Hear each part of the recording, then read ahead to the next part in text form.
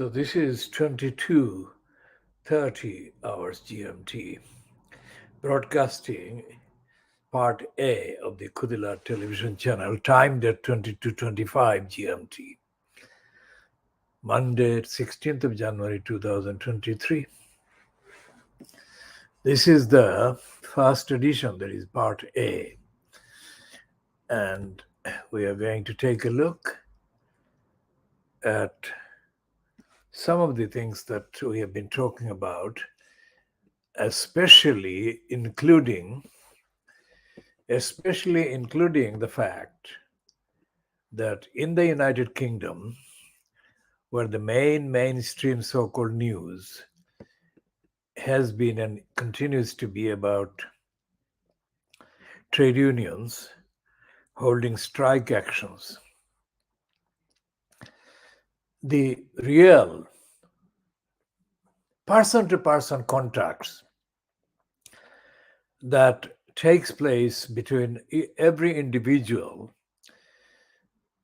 who is in need of service by the local council and the local council decision makers. There is no news about any of that. There is no news about the local councils and their behavior.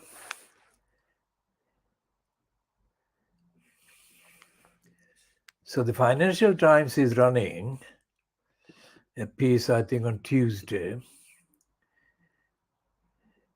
saying Shamima Begum tells her story in new podcast, I'm Not a Monster. And the Times heading to the same story is about more or less the same kind of thing, that Shamima Begum, I'm Not a Monster, Britain's most divisive exile. Now, she's not an exile. She has been prevented from returning home to the country where she was born and where she is by birth a citizen, without any doubt.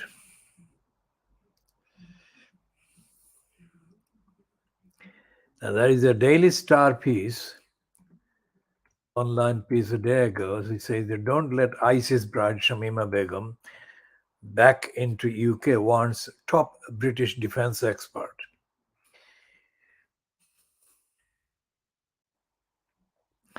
And the BBC said at the launch of the podcast, Shamima Begum accepts she joined a terror group. Now, there is a news item to compare and contrast Shamima Begum's location in the news.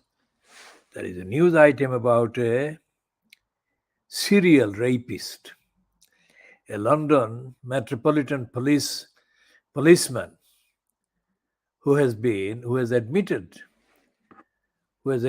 to having raped nearly 50 women, or committed 50 rapes over a period of nearly 20 years. He is not being mentioned as a threat to society. He is not being mentioned as a threat to peace, security, or anything. He is being treated as a serial rapist, serial criminal. That's it.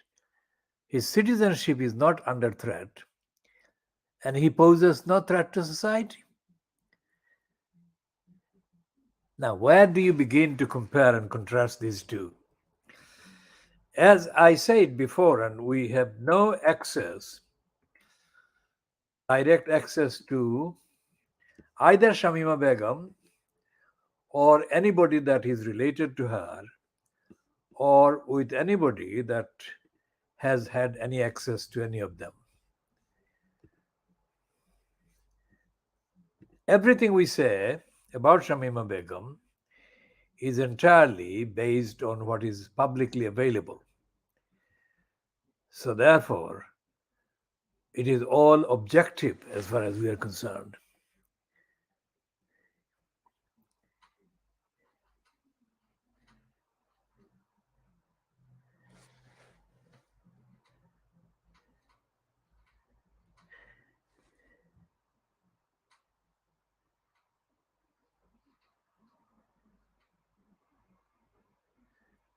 So,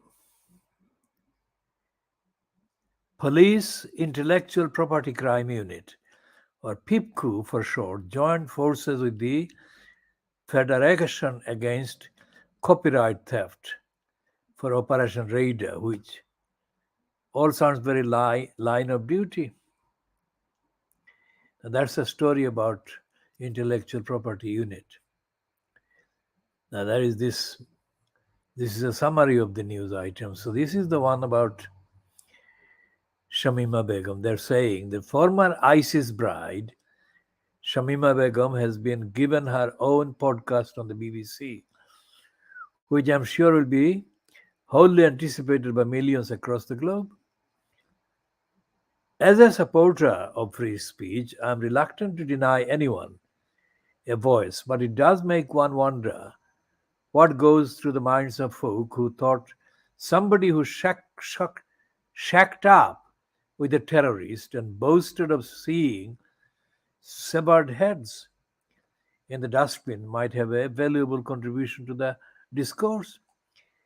And more to the point, how many of those saying we should cut Begum some slack were a few weeks ago calling for Jeremy Clarkson to be silenced? Now, Shamima Begum has not said anything remotely like what Jeremy Clarkson has said and is allowed to say. And today's coverage includes a report that he actually sent a Christmas apology to Meghan and Harry for his then latest outrage and criminality and incitement. So, why do you compare Jeremy Clarkson and this Metropolitan policeman, a serial rapist, over 20 years, and Shamima Begum? Now, what are the sources of the information that they're basing their contempt for and hatred of Shamima Begum on? And then we go back to Tower Hamlets Council, which is where we began the reference to the local councils not being democratic, not being accountable. In the last week, there has been news item about Tower Hamlets Council's mayor, Luthu Rahman, the mayor that we use within quotation marks. Luthu Rahman spending more than £1 million. Luthu Rahman using more than £1 million of public money, council money, in expanding the office called the mayor's office. Let's see where his £1.4 million office expansion. That is a piece in the last 5 days.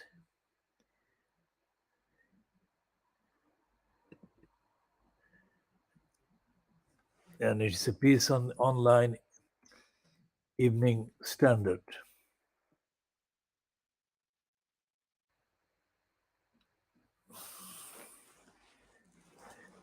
Which actually refers to the Jacobin magazine.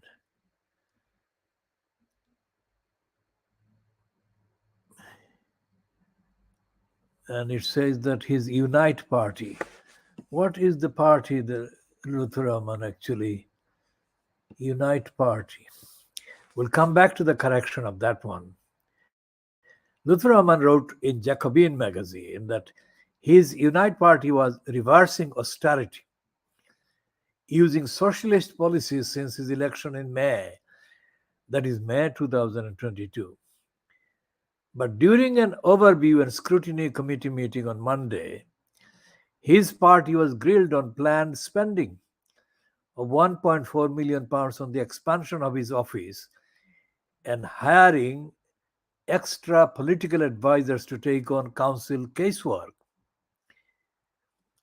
My London reported Councillor Asma Islam of the Labour Party telling the committee the mayor's office says we want to spend 1.4 million supporting the mayor. But I just want to know, how is that sustainable? How is that justifiable in the context of us now looking at this budget in the cost of living and inflation? How is that justifiable? I've heard excuse about covering up for casework. Well, that is not covering up for casework. I think that is covering. Cover up meaning hiding. They're not saying they're hiding casework. They're saying that they're having extra staff to cover casework that cannot be done by others. That is their alleged claim. But this council and the mayors, that is Asma Islam, but this council and the mayors and the councillors before have been able to support residents without the office as big as it is now. I just want to know how it is justified. Now, Asma Islam obviously doesn't know Tower Hamlets. Well, she's not the only one. She's an elected councillor, but she doesn't know Tower Hamlets, and she doesn't know Tower Hamlets Council, and she doesn't know the record of Lutfur Rahman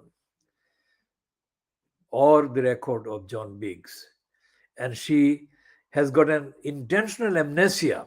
That is to say, she is intentionally forgetting the behavior of John Biggs since he was in post from June 11th, 2015 until the 5th of May, 2022.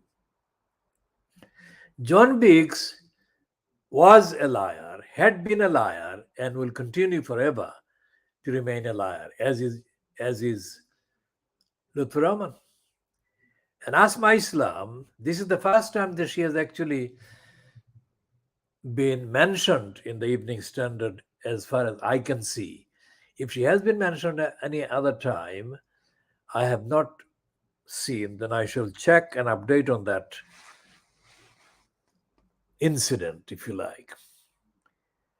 But everything else that she said in the report published on the online Evening Standard is superficial, ignorant, and doesn't really hold to account the council as a whole or the mayor as a post holder as a whole. Now, everything that has been said on behalf of Lutfur Rahman, cabinet member for resources and the cost of living, called Councillor Saeed Ahmad. Saeed is spelled in a different way than ordinarily. Said, Saeed Ahmad, is absolute rubbish. So, where is the actual truth and truthful accountability in Tower Hamlets Council in relation to the behavior of Lutfur Rahman or the incumbent in the post of elected mayor in terms of spending the money? There is no real accountability. And this applies not only to Tower Hamlets but also to Newham Council and the other three councils in London, where the local council is lumbered with an elected mayor post, Lewisham, Hackney, and the latest one being Croydon. Now, going back to the Electoral Commission. Now, the Electoral Commission in this United Kingdom is worse than a joke. It doesn't hold the people who seek election or the machines that are used in the name of parties or groups to get people elected. This is worse than a joke, the Electoral Commission in the United Kingdom. and it is just about not as bad as the counterpart in Pakistan against which Imran Khan has been pitted for months. The same thing happens in Bangladesh. The electoral commissions are supposed to be independent, objective providers of audit and accountability over all kinds of election, all aspects of election. But they never do that. Why is that so? And the answer is the main parties, say in the case of the United Kingdom, the main parties like the Labour Party, the opposition so called, the Conservatives who are still in power, and the much smaller Lib Dems numerically, these are politically and ethically and morally hundreds of years behind. So, what are the sources, potential sources, or forces, social or democratic forces, that can be relied on or looked up to hold the electoral system, which is a mess, to account and accountability? None. As I said, the main item in the Evening Standard is a rare one about Luther Rahman spending 1.4 million pounds on expanding his so-called mayor's office. The Guardian has got a policy, it's like a religious policy, of shielding and hiding the corruption of local councils. The Daily Telegraph, the Daily Mail, the Sun and the Daily Express, these are all dedicated to hiding and shielding the corruption of the conservative in control of councils. The Financial Times is as shallow as the others, but doesn't really follow any consistent policy ideologically. But it is as unreliable as the Telegraph, the Times, the Scum, the Daily Mail, the Express.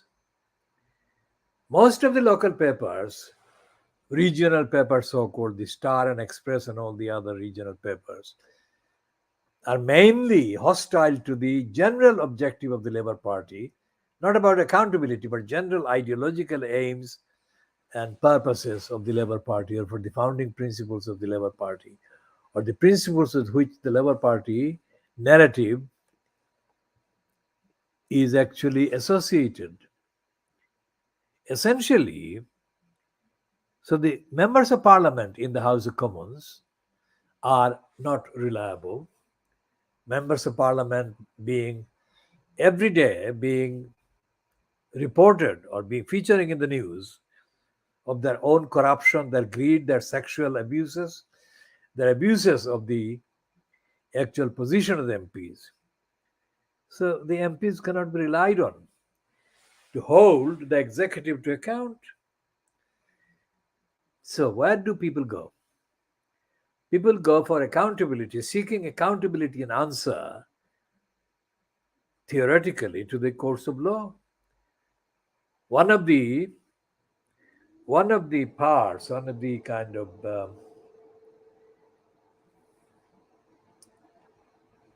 constituent parts of the state and society in a so-called democracy is the independent judiciary and tribunals. But in the United Kingdom, there is no judicial or tribunal independence whatsoever. Going back to Shamima Begum and the role played by the Supreme Court in overturning the appeal court's token decision that Shamima Begum should be allowed to return to the United Kingdom to contest the then Home Secretary's removal of her British by birth citizenship, shows that the United Kingdom Supreme Court is another laughing stock. Contrary to the boast made by the man playing the role of a prostitute, David Neuberger, who was the first incumbent in the post of the President of the Supreme Court in the United Kingdom after the Supreme Court was created, after centuries of the House of Peers being the house, home of the equivalent of the Supreme Court and what known as the Judicial Committee of the House of Lords. I said that within quotation marks.